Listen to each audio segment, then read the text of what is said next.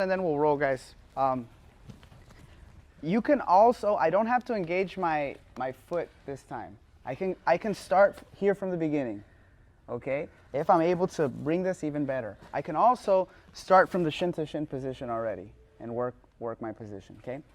A common scenario, there's a lot of options that we can go from there, and we will go there eventually. Next week we'll add to it. Today I want to focus more on the setups. Set up from sit-up guard, set up from shin to shin, now set up from another type of guard. A good counter to this type of movement is he's going to push his knee towards me, and yeah, he can grab the back of my head, he can push my shoulder, and he's going to lift my leg up. And as he pushes into me, I'm stuck here, right? Now, if he is grabbing the back of my head, he actually might help me come up back to sit-up guard. So come back real quick. So instead of grabbing the back of the head, push my shoulder down, push the knee in. Yeah, now I'm stuck. I can't do sit-up. So look at how I'm going to transition. Let's move this way. Look how I'm going to transition to the next move.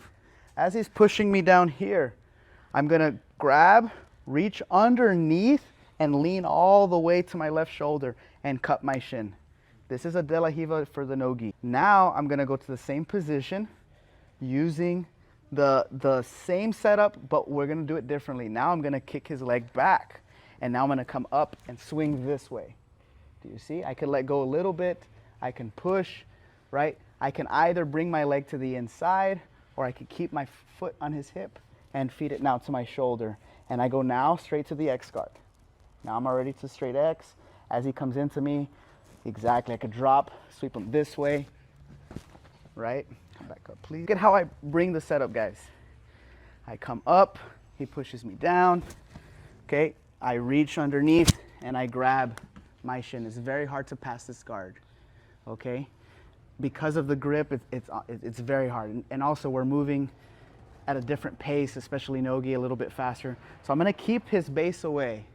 As I keep his base away, look, I'm gonna lean all the way. Sometimes I like to hook the leg and start bringing him to the side. And as I push and kick again, I place my foot right on his hip, and look what my knee does.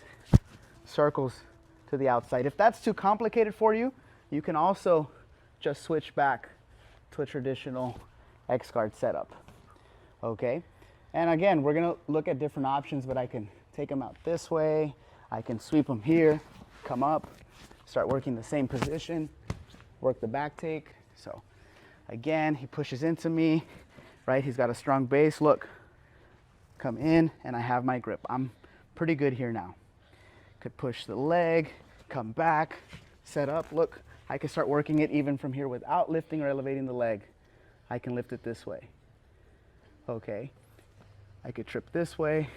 I want to focus more on getting this setup, in this position. Okay, of course he's not going to stay here, right? He's going to try to pass. Try to pass. As he tries to pass, exactly. That's when I can start moving him. See what I do at the angle? I start moving him right into the position, right? Even start working my heel hook game as well. So this guard is very good. We'll talk about options later. I want to focus more on setup. We're in this sit-up. He pushes me down, lifts my leg. I go underneath. Look at the transition.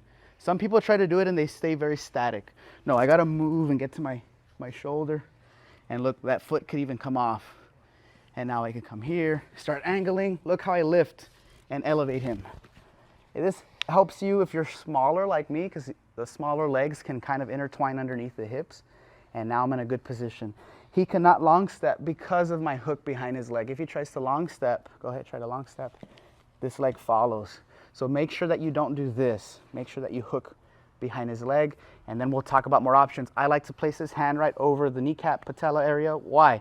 Because now he can't bend his knee to long step. And I can't, exactly. If I stay here, he can drive it.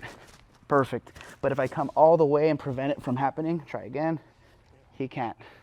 And then I don't just stay here, I extend the leg and I start working with his off balance. I don't want him to stay relaxed. I want him to worry about my series of options that are coming up. Okay, guys. Any other questions? All right, let's do it. 1, 2, 3.